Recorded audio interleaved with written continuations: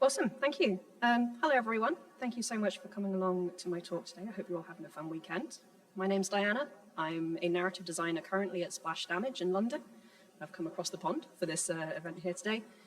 Today, I'm going to be talking about storytelling in live games through the lens of a project I released last year, which was the finale to RuneScape 3's 2021-2022 season of content. It was a quest called Extinction. This was a major project for me. It's probably the biggest thing I've released in my 4 years in the industry so far. I learned a huge amount making it, and I'm hoping to impart some of those lessons to you here today.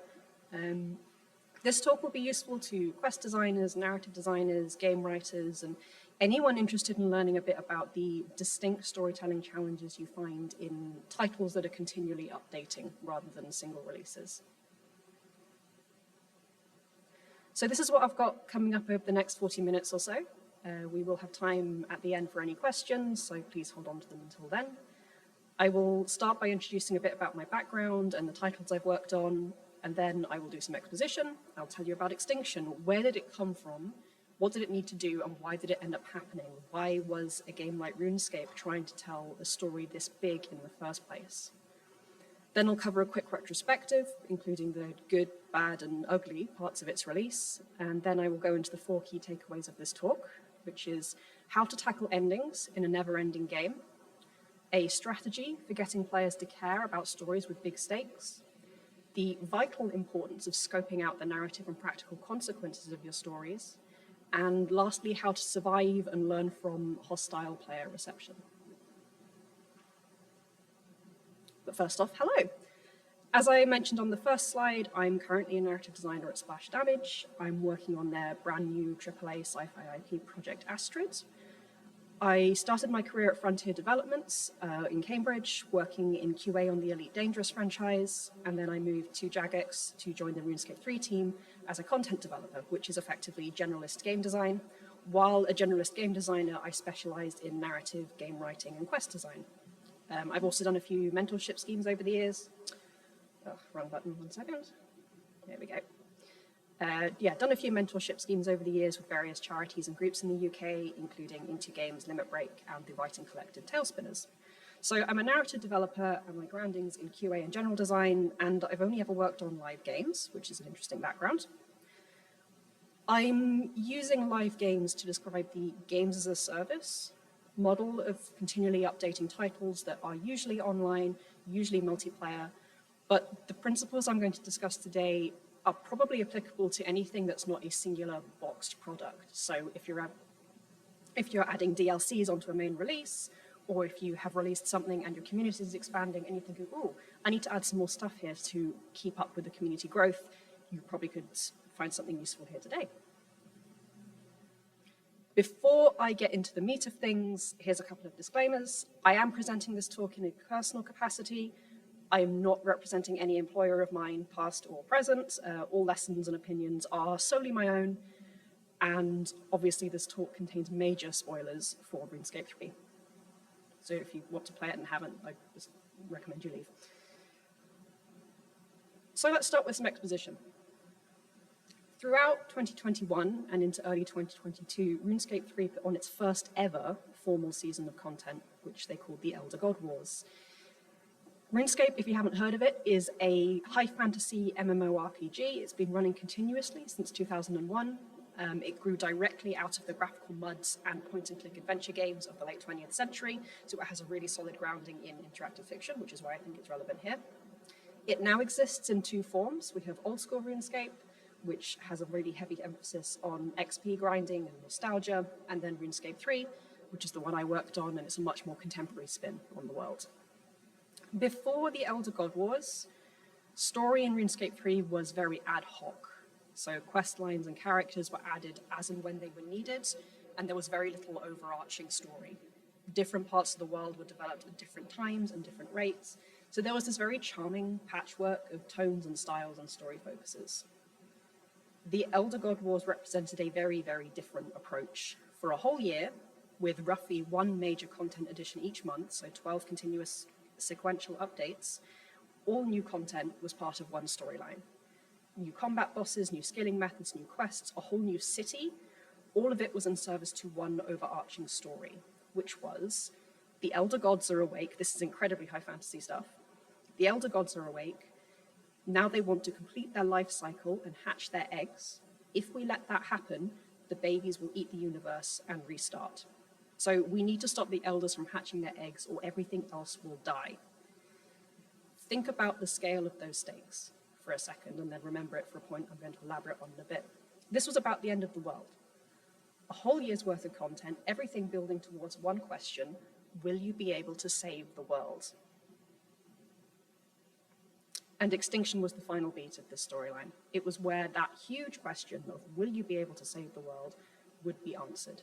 I'd joined Jagex at the start of the Elder God Wars and contributed several key parts of it, but this was a much bigger project than anything I'd worked on before. The world was ending and somehow our players had to avert it.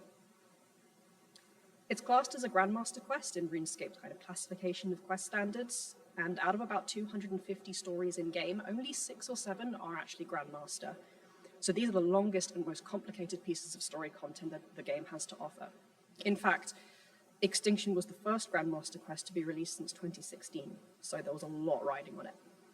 And accordingly, the team involved was large for a RuneScape update. We had 4 content developers on it from the start, with various other people swapping on and off as the project progressed, and we had 5 months in total from start to finish to make this story. Again, for a RuneScape update, that's a lot of people and a long time. It's a mature game with a very mature pipeline, so generally things move a lot faster than that. And for me, this was even more significant because it was my first large project as a feature lead. So I was a junior developer at the time, but I was leading the project. So it was very cool, it was really exciting, and it scared the pants off me, but that, I think, was by the course. There were 2 key things that Extinction needed to do for the game. Primarily, it needed to resolve the threat of the Elder Gods. This was a threat that had hung over the game since the last Grandmaster quest in 2016. That was the first time players had been asked, will you be able to save the world? By 2021, it was getting in the way. We needed to face it, we needed to finish that story because it was stopping us from developing other pieces of content. The second priority was related to that, but more forward-facing. Excuse me. Extinction had to start the difficult process of dialing down the stakes of the game. The Elder God Wars was about the end of the universe, and you can't get much bigger than that. Where do you go next? What should the next threat look like? This was a very difficult problem for RuneScape because it had previously followed the stereotypical progression of an RPG. You start by baking a cake, and then you move on to slaying dragons, and so on and so forth, until you're helping the god of chaos heist an artifact of creation, and then you keep going and you keep going, facing bigger and bigger threats, until you're face to face with one of the Elder Gods, with Jas herself, and she is asking you, prove mortal life is worth existing or I will destroy the universe. She is asking, will you be able to save the world? The threats players were facing had just got bigger and bigger over the years. The stakes were creeping up to a totally unsustainable level for a live game. Remember, this is a title that has to keep updating. We cannot end the story once we face the biggest threat. We always have to think about what is happening next. So Extinction had to change the meta, effectively. It had to be the turning point, the first beat of a concerted effort to return the stakes to a more sustainable and grounded level. So it was a big project. This was the final beat of a long, in-depth, high-stakes story, and it had to do some very important narrative jobs, ending that high-stakes story and then resetting the stakes of the wider game to a more sustainable level. We had asked players if they were capable of winning against the creators of the universe, and now we had to pay it off. I won't go into the fine details about the events of the quest itself because I'd be here all day, but I'll do a quick retrospective now. Quite a few things did go very well. The main priorities of finishing the Elder God storyline and dialing down the stakes were met with great success. Multiple god-tier objects and beings were removed from play, one way or another, and the threat of the Elder Gods eating the universe was resolved. Brilliant, fantastic, we could move on. From a development process point of view, we released with only a slight delay, and we had no major bugs on release day, which was fantastic. There were some fairly spicy bits of the quest that I was nervous about, but when we got them out, no bugs, fantastic. We also had lots of positive feedback on a whole range of things, including the music tracks, the environment, characters, writing. So yeah, there was a lot of stuff to be really happy about. But as with any release, there was plenty of very fair criticism too. I agree with all of this feedback, and if I had a second chance, I would definitely do it differently.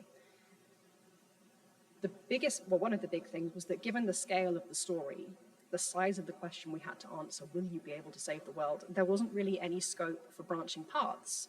So players had very little agency in the outcome of the quest. And this is a symptom of the problem of the stakes getting too big. Players had become bystanders in their own game, and they couldn't make decisions that affected the outcome anymore. They noticed it, and they really didn't like it. For a season finale, it was a very bleak ending.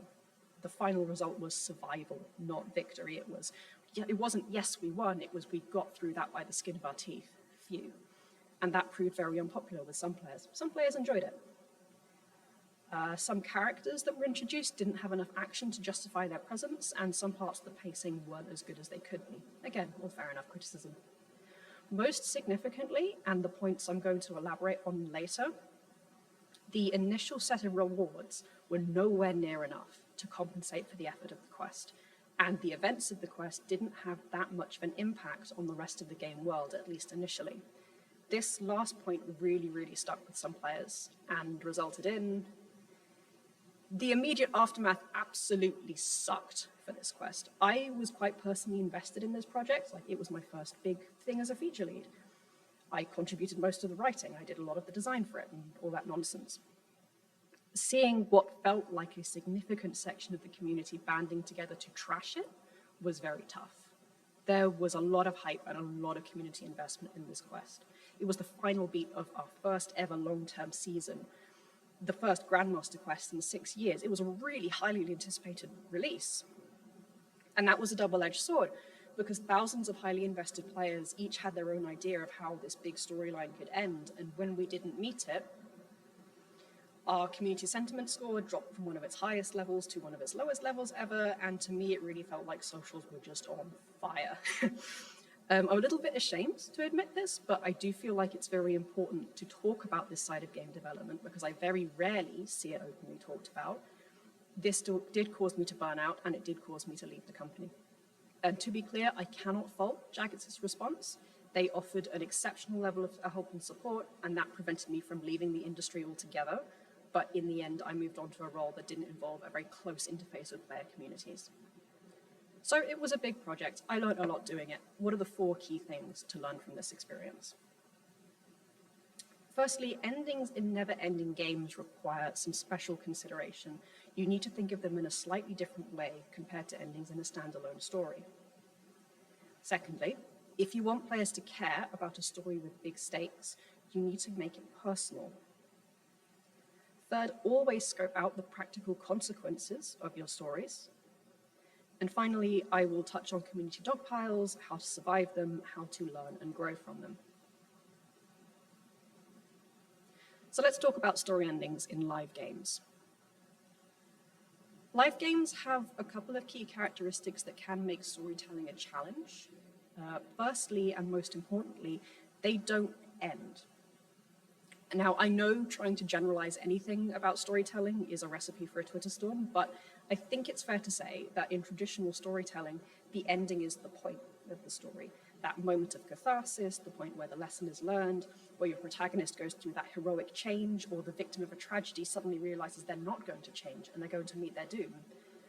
Those are the moments that consumers want to experience. And in a boxed game, in a one-and-done product, you can build the entire story around the dramatic climax and then be content with the player putting down your game and moving on. And live games don't support that approach. They are perpetually updating, they are constantly iterating on themselves. If you want to compare a boxed game to a film, which I know is a loose analogy, but it's useful for this purpose, live games are comparable to long-running TV shows. That is the kind of difference in storytelling you need to think about. Although, obviously, that's not a one-to-one analogy. So the point there is that the end of your particular story will not be the end of the game. Players will return to the game to experience what happens next. They expect consequences. The second key characteristic relates to where players will be spending their time and effort. Players who enjoy live games, including myself, will sink hundreds of hours into mastering them, but most of those hours will not be spent in story content. Most of the game time will be spent in the world, in more repeatable content. And it's actually very, very common for highly experienced players to only engage in story if it helps them optimize their regular gameplay. So most players think that the state of the ongoing world is way more impactful on a day-to-day basis than the events of any one quest. So when you take those two characteristics, what do you get? Players will be spending most of their time in a world with a gradually evolving status quo, occasionally breaking out of their usual gameplay patterns to experience quest and story, and then returning to the world. So a big part of live game storytelling is considering the what happens next, the so what. How will your story and its ending fit in with the ongoing world, and what impacts will it have? You really have to consider what the story and its ending will tangibly mean for the world. I've boiled this down to a very rough rule of thumb. For a title that's continually adding more story, the scale of the drama in any one story, should be proportional to the tangible impact it has on the rest of the game. So for smaller stories, such as bottle quests or little comedy skits, players would expect those to have minimal impact. Characters would probably not change too much. The world status quo probably wouldn't change, and the rewards could be minimal, and that would be okay. But if you want to do a big story, if you want a big, high-stakes, dramatic ending, then you better be prepared to go into the main world and really shake things up. If the player spends a couple of hours on a long, complex story with a major dramatic climax, and then they return to the world and nothing's changed, that's an anti-climax, right? What's the point of their story investment in that situation if it's not meant anything for the rest of their gameplay? So you have to budget for this. Make sure you budget for creating a proportional impact on the main game world, and this was Extinction's biggest weakness. As a team, we were so focused on getting the gameplay of the quest itself done that I classed post-quest impacts, such as post-quest dialogue and some aspect of the rewards, as lower priority or out of scope, and this was a mistake. I should have set aside time to make sure the events were properly reflected in the world, in things like post-quest dialogue, which I know for RuneScape fans is absolutely beloved. Bringing characters in the main world up to date, for example, that War Council shown should have been removed, and making feel like they'd done something with a permanent effect on the world. We'd asked them if they were capable of saving the world. When they had shown us that the answer to that question was yes, they really deserved a significant impact on the world to reflect the magnitude of the drama. And one aspect of this was the quest rewards. Our initial offering, a new skilling area, really was what sparked the community outrage. It all stemmed from this feeling of this wasn't worth the effort of the quest. So the tangible impact of Extinction wasn't enough to justify the kind of story it was. It was a huge end-of-the-world story. Finishing it should have created a big impact on the world. And again, hold that thought, I'll come back to it in a second. Luckily, we did fix most of these issues in the post-release period, but it really should have been something I factored into main development. So, when considering story endings in live games, think about what impact that story should have on the wider game world, because that is where players will be spending most of their time. Think about what you can change, what your limits are, and use that information to decide what kind of stories are available to you. Do you have the ability to deliver a seismic change to the game's world? If yes, then maybe a big world-changing story is on the cards. But if such a thing is way out of scope, then maybe reconsider the stakes. On to my second point. Why should players care about the end of the world? This is something that's true in many types of fiction, but it's particularly important in titles that don't have a specified endpoint. End-of-the-world stakes in a game that isn't actively and openly being sundowned are completely meaningless. Players know the world won't end because they're playing a live and never-ending game. There's no drama inherent in asking, will we be able to save the world? Because of course you will. Very few games, I think barely any live game, will be willing to account for the lose condition there. So there's no threat in the existential question itself. So how do you make a meaningful threat in that situation? Oh, yeah, the best choice, I've just said that. How do you introduce a real threat? You make it personal. You might not be able to influence the higher level points of the story. Maybe you were just given story beats and you have to make them work, which is fairly common in live game development.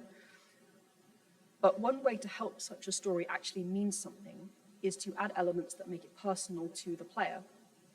And note that I'm referring to the player rather than the player's avatar, because player avatars in live games are usually blank slates. They aren't really characters in themselves. Their backstories and individual backgrounds are crafted by players and then projected into the world. But you can make these stories personal to the player, especially if they're an engaged story player, because they will have formed opinions and proxy relationships with certain characters and locations and objects and all that stuff, same as they would do with a book or a film or a TV show. Leverage that to introduce meaningful drama when the world is ending, when obviously it isn't. RuneScape 3 has done this before many times. My favorite example is Lord of Vampirion, which is the penultimate quest in its particular storyline. You've spent 5 or 6 quests getting attached to this gang of really interesting NPC allies, and in this quest you band everyone together to kill the Lord of Vampirion, this vampire king. Everything that could go wrong does go wrong, and your allies end up getting picked off one by one, being hunted down by the big bad. And it feels so tense and so dramatic because it feels so personal. All of your friends are being hunted down. Anyone can die, and many of them do, and they don't come back. The threat feels real, like it actually matters, and Extinction initially didn't have any of this. The core threat was the question of, will we be able to save the world? And of course, that's a foregone conclusion. Yes, of course we're going to be able to avert it. So I had to include more personal aspects to get players to care. I'll take you through now how I used 3 different groups of NPCs to introduce drama that felt more personal to the player. And I do recognize that I was very lucky with RuneScape because it's a long-running game with a large established cast of NPCs that story players are very attached to, so I had a lot of material to work with. I recognize some games might not have this in their narrative toolbox. Firstly, and most importantly, was the challenge of making the core question of the quest mean something. Will we be able to save the world in a game like RuneScape has no threat? I needed it to translate it into something with a less certain answer, because then players would be drawn into the quest, because they'd be trying to answer a question they don't know the answer to. And luckily, we had the perfect character for this. This is Seren.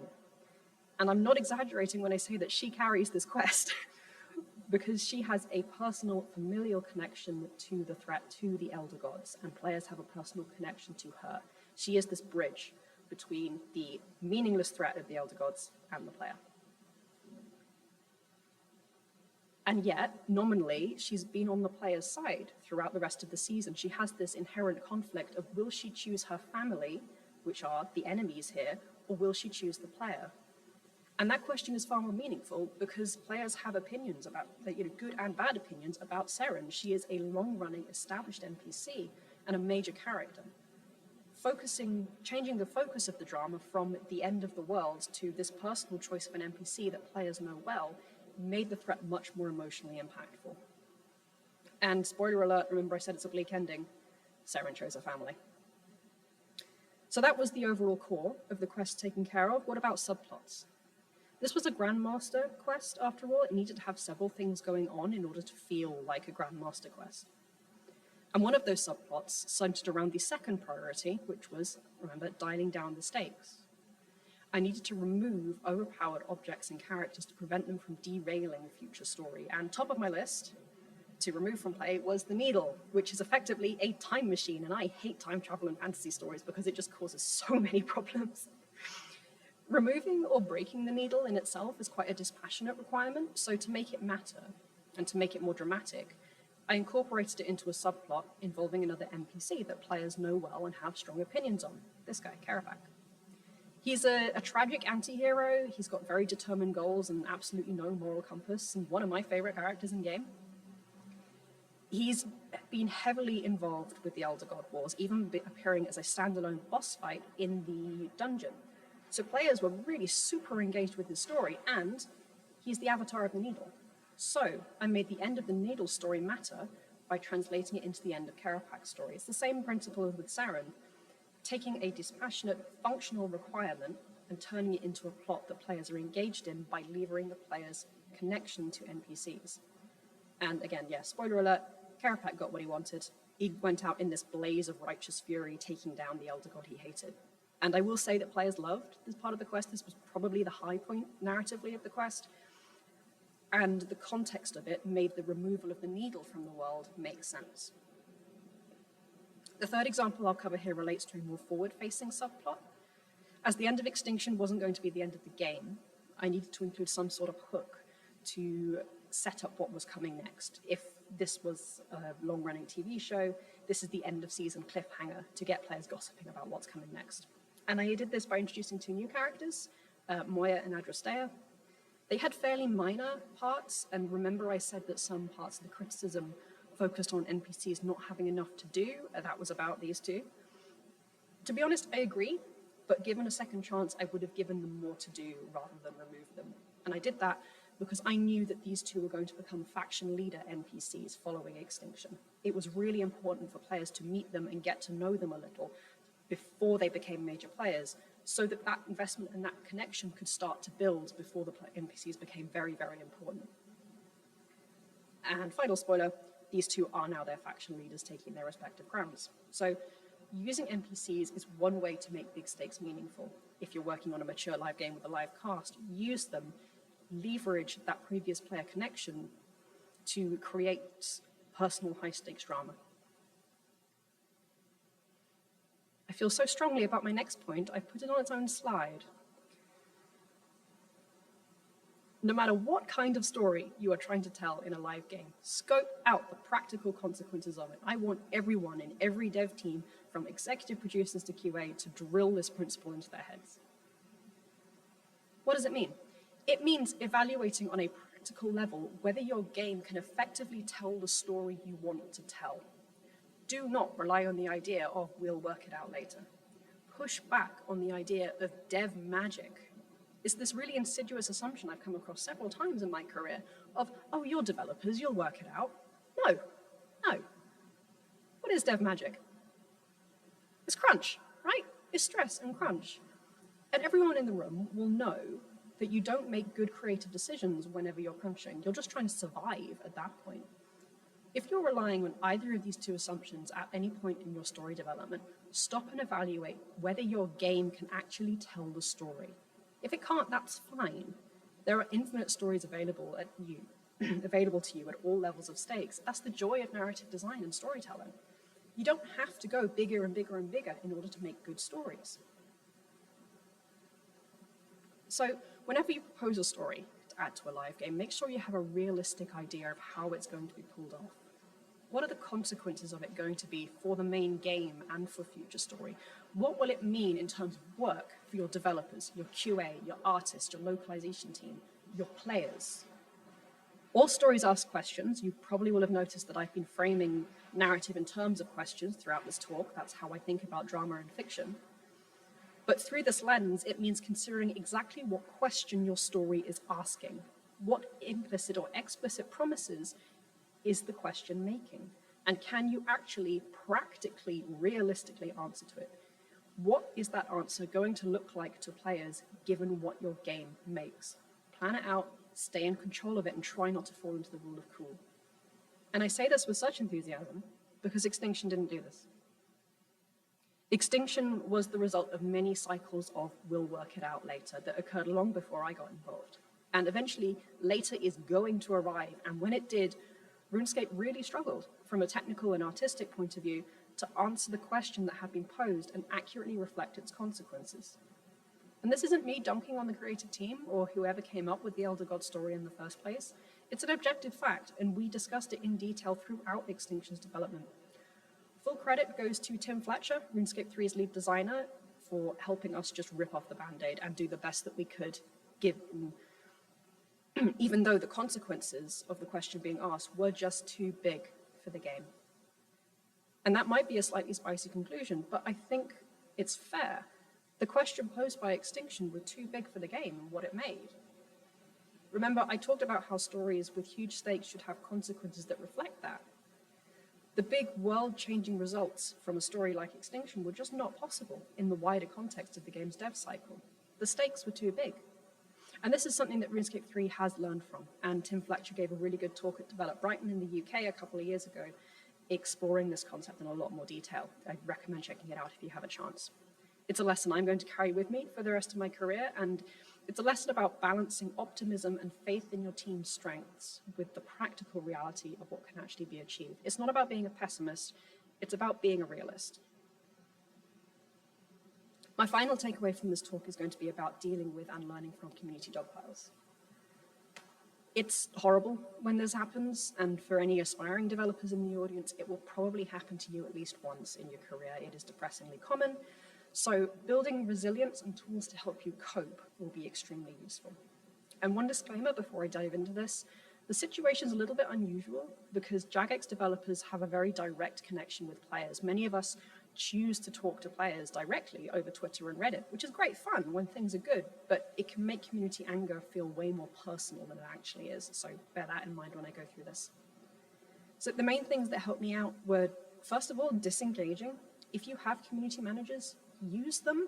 Being in the thick of Reddit or Twitter when they're all outraged just isn't productive. Lots of things are said anonymously in anger that just aren't helpful, so get out of there.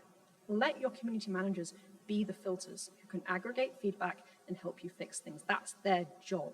They are very, very good at it. Don't put yourself in the firing line unnecessarily.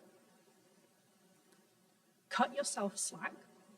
Players will not know the full pictures of a release's development cycle. They won't know about the compromises and sacrifices you made in order to get the thing finished. And life happens, right? Extinction was developed at the tail end of the pandemic, so everyone was exhausted from that. And I know for me and for other members of the team, a bunch of really stressful things happened outside of work that occurred over the course of the whole dev cycle. And that's not making excuses. That's just acknowledging that life happens and it affects your work. Players sometimes forget this. Obviously, use your holiday time. I hate it when devs don't do this. Please take breaks. Trying not to let things feel too personal is a really complicated one. I know as a writer, I often put bits of myself in my games, and this is very common with narrative developers. We are very personally invested in our work, and it backfires in scenarios like this because it often turns reasonable feedback said in anger into personal attacks. There is a balance to be struck here because putting love into your work is a good thing, but you've also got to not let it too personal. That balance is a tricky one, and I'm still working on it. I think a lot of developers are still working on it. But trying to cultivate that sense of professional space between yourself and your work can really help. It's also worth remembering that the loudest voices will be the ones with the most negative feedback. Players who played through your story and thought, yeah, that was okay, or even that was great, will very rarely tell you that. You know, most players who give feedback to developers are the ones who didn't like it. So what you hear will be a skewed version of the actual community view of it. And finally, it's worth waiting to see what the long-term view turns out to be. Sure, for Extinction, the initial month or so was just terrible, but 6 months later, a year later, once the frenzy had died down, guess what? Lots of people really enjoyed it, despite its flaws. So yeah, there's lots you can do to get through a period of rough community interaction. It can feel pretty terrible at the time, but remembering that it's only a game and that the long-term view will probably not be as bad as the immediate backlash can really help put things in perspective and get through that. So, in conclusion, live game storytelling involves some unique considerations. Your stories must fit into and have a proportional impact on a wider, never-ending world, because that is where players will be spending most of their time. Given this, make sure to consider the consequences of your stories on both a narrative and a technical level. Make sure the stories that you want to tell can be effectively told by your tech and your team practices. Here's a little checklist of useful questions to ask when thinking about developing stories in live games, and probably in wider different types of games as well. What is the conclusion to this story? What will that look like to players? Can you effectively deliver that conclusion? If you have any doubts here, stop and reconsider what your game can do. What impact will the story have on the main game world?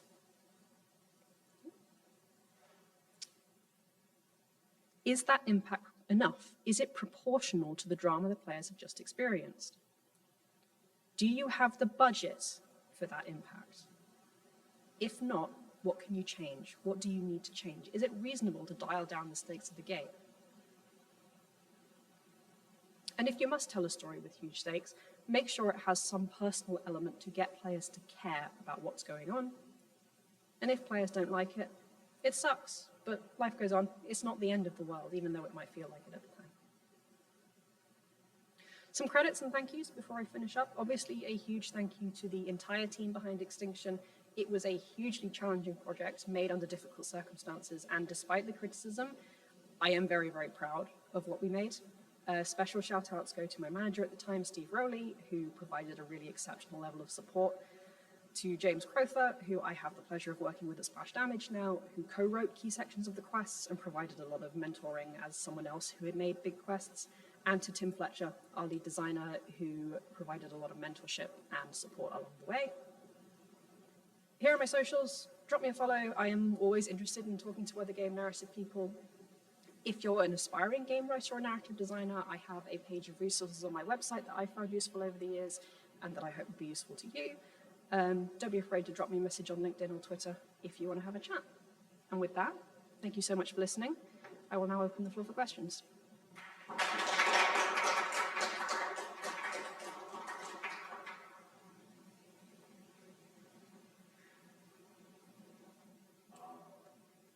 Sorry, if you wouldn't mind using the microphone so that it can be recorded.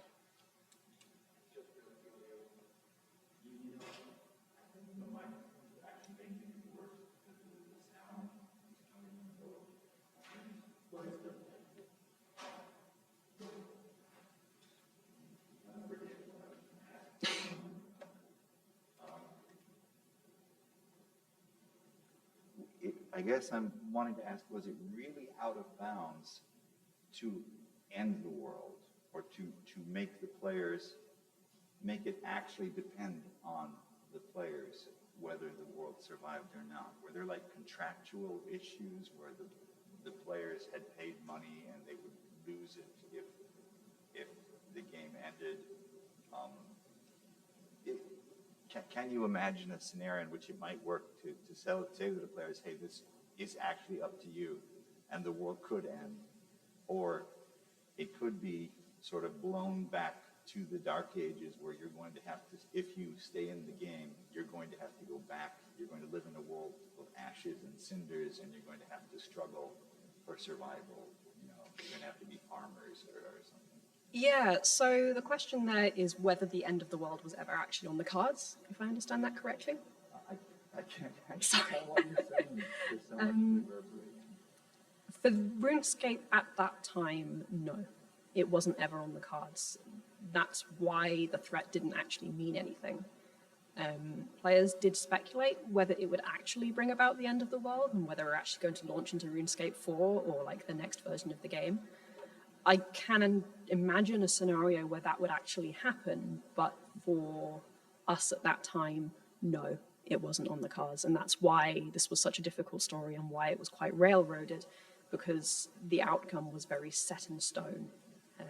And also because this is a multiplayer game, we couldn't have some players saving the world and some players not saving the world. Like, that would just be completely out of scope. It might work for a single-player game, but not for an MMO specifically. You could actually set the players against each other. Like, say something like, if this game ends, you'll get a free upgrade to RuneScape 4. And then some of the players might want that. Maybe upgrade in a AAA studio, but not for RuneScape and Jagex. Brilliant, thank you.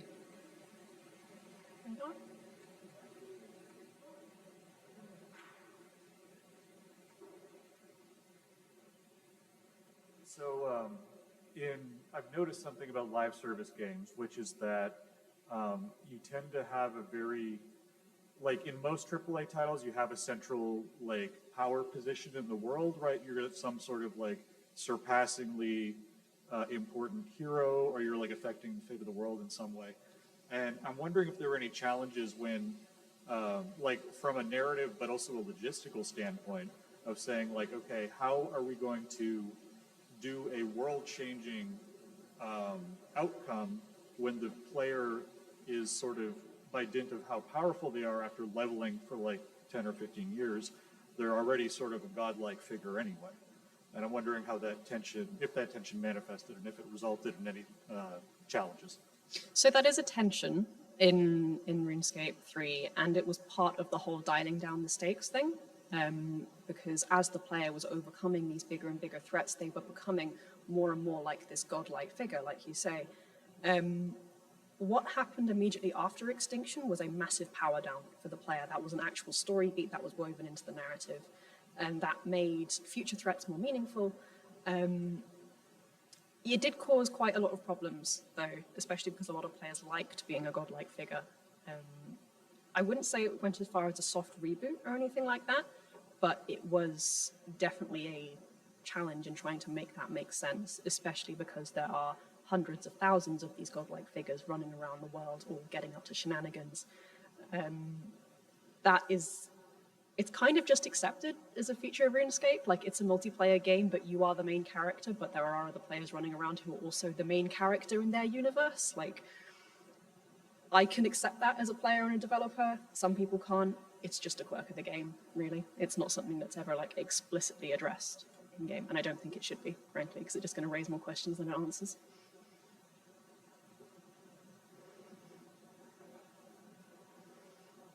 Hi, great talk. Thank you. So you found yourself in a position where you were already in trouble. You joined the team, and like many of us do, you joined the team and there's already something going on. In your situation, there was already stakes that don't match the budget we have for how we're going to change the world after that. Makes perfect sense. Ideally, you just want to not get into that situation. But in a position like you were in, where all those decisions had already been made before you entered, if you had the chance to do this again, how would you try to damage control that situation given the resources that you had? So the biggest thing I would change is include more elements where the players had more agency in what was going on, because there were smaller moments. There were kind of more low-key moments where players could feasibly have explored more sandbox gameplay. And I think that really would have mitigated the railroading aspect of it. And I think that, yeah, that would have been the most impactful thing. Unfortunately, given the development context of this quest, we didn't really have a lot of budget for anything else. So that's just how things were. And that's how a lot of things are in game development. This isn't a unique situation. Oftentimes, many finished products are the result of a lot of compromises that devs wouldn't have made. Like the original draft of Extinction, there is so much cool stuff that I would have wanted to put in, but we just didn't have time, or budget, or artists, or whatever. But yeah, including more aspects where letting the players feel like they were more involved in the story, I think would have helped a lot.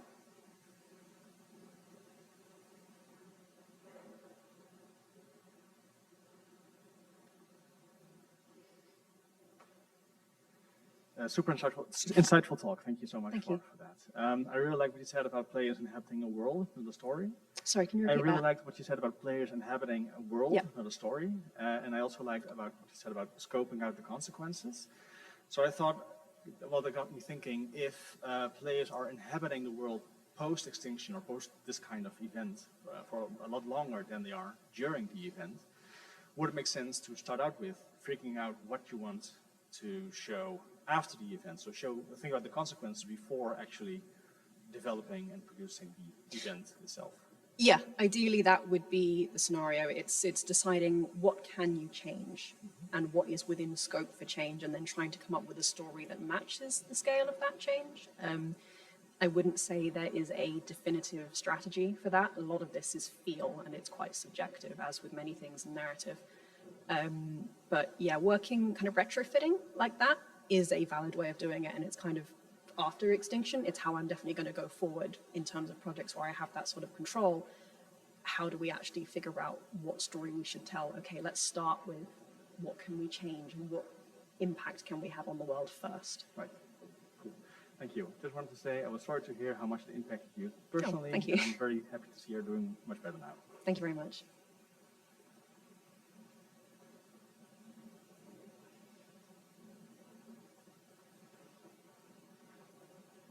Well, Thank you for the talk. My question is about the thing you mentioned about players complaining that they had little agency and like didn't have any like ranking or anything like that. Is that I'm just curious. Is that like a normal expectation in RuneScape that players have branching in the quest lines? Players keep saying they want branching narrative. They don't actually want branching narrative. And I'm sorry if there are any RuneScape players watching this, but you say you want branching narrative, you don't. Yeah, because my question is like most live service games don't have branching. Yeah. And there's a very good reason for that. Yeah, exactly. So I was just curious, like what kind of agency are you thinking that you would add? So one advantage we have is that RuneScape quests are effectively played as single-player quests. It doesn't have the capacity of multiplayer questing. So you can treat each individual storyline with branches within that storyline. So for example, you enter an instant scene and you have an exit point, but between those 2 points, you can have branches and different things going on. As long as each branch is resolved by the next gather point, it would be feasible. Branches that impact the rest of the world are way too technically complex. And I think branching narrative is overrated in many cases, especially in a game where you're not replaying it.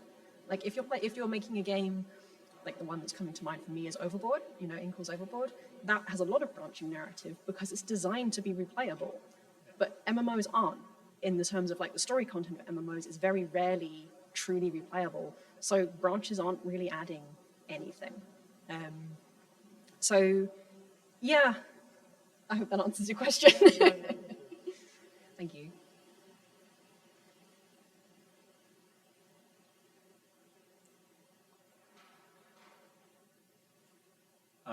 Yeah, thank you so much for the talk. You also mentioned the idea of maybe for a big event like this having more consequences, but as a writer on a bigger team or just as the narrative department, how much can you really set out in terms of visible consequences for the rest of the world for a project like this? How much power would you have, maybe just as it was at Jagex or in general, to be setting out more consequential changes to the live service world at large? So you really need to work with everyone. This is where it becomes a very cross-disciplinary effort. At Jagex, I said I was a generalist content designer, so I was doing the narrative and the impacts, obviously in collaboration with the rest of the team. But if, for example, the position where I am now, I am strictly a narrative designer, in terms of deciding the consequences, you have to be in a room with your level designers, your game designers, system designers, everyone having input on what can actually be changed. Narrative designers shouldn't be having unilateral control over that because that makes you look like an asshole. So yeah, talk to your people, talk to the rest of the team, make it a collaborative effort because it is a collaborative effort. Are there any questions in the Discord? Fantastic.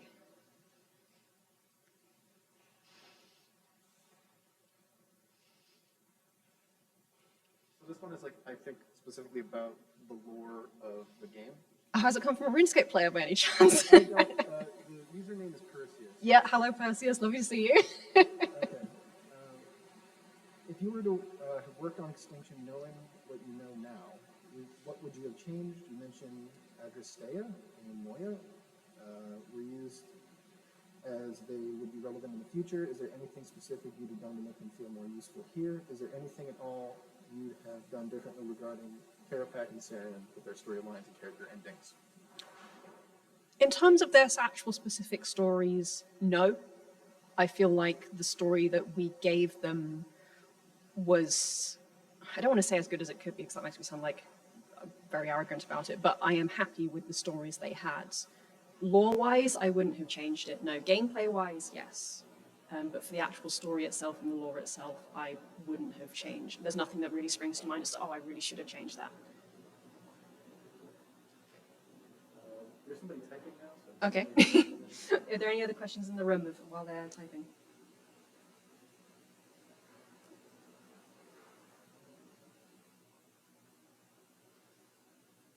So this is a more general question, I guess, but were there any, I guess, team dynamic or interpersonal like leadership challenges that resulted from dealing with such a final concept? Like the finale, I imagine there's a lot of people who had strong opinions about what should happen. And perhaps perhaps tensions that result from differing visions. And I'm curious if there's anything like that. So, yes, but not in a bad way. A lot of people had very strong opinions on where the story should go, and that was really good because it meant we had lots of really high energy discussions about what we should do with the story. And I will say I was quite lucky in that I was working in a very functional team. Some game dev teams are not functional in the slightest. The episodic content team for RuneScape 3 are brilliant. And I felt like everyone's contribution was being listened to. There was reasonable discussion and kind of productive arguments about it. Like there was never any toxicity, negativity, anything like that. Like, so yes, there were tensions, but they were resolved with compromise, and no one was saying we must have this one particular autorial control. Like there wasn't that kind of dynamic going on, which I really appreciated. And I have very low tolerance for anything else at this stage. Thank you.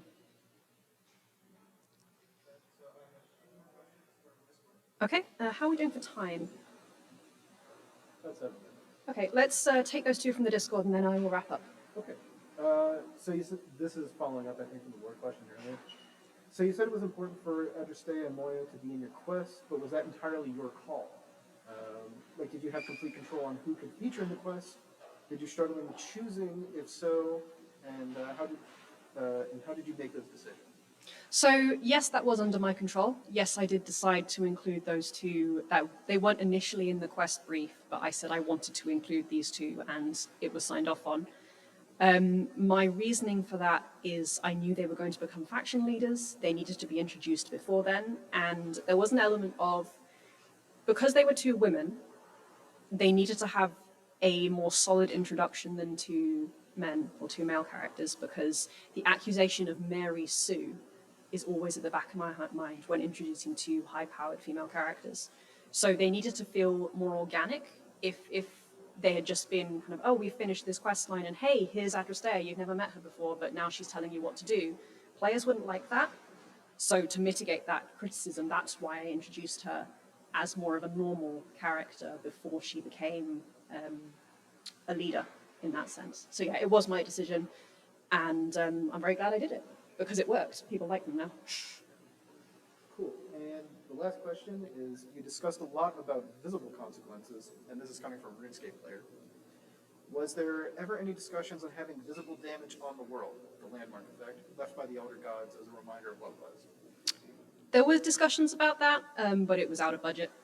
Like it was one of the, when in initial designs, like you go as big as you can. You think, oh, what if we had no limitations? What if we had no budget constraints? And you make your list of things you want and you take it to the artists and they go, no, and you just cut half of that. So it was one of the things we discussed, but it was never really a serious thing on the cards, just because there were other things being developed simultaneously that were kind of higher priority. And this is something you have to bear in mind when you're making a live game, that there are probably going to be concurrent updates being worked on, and artists and cross-disciplinary teams are going to be working on different things, and they'll have to prioritize. So Overworld's changes as a response to Extinction were not high up on the priority list, so we couldn't get them done. Thank you. All right, I'm going to call it there. Thank you so much for listening, guys. I hope you enjoyed, and have a lovely day.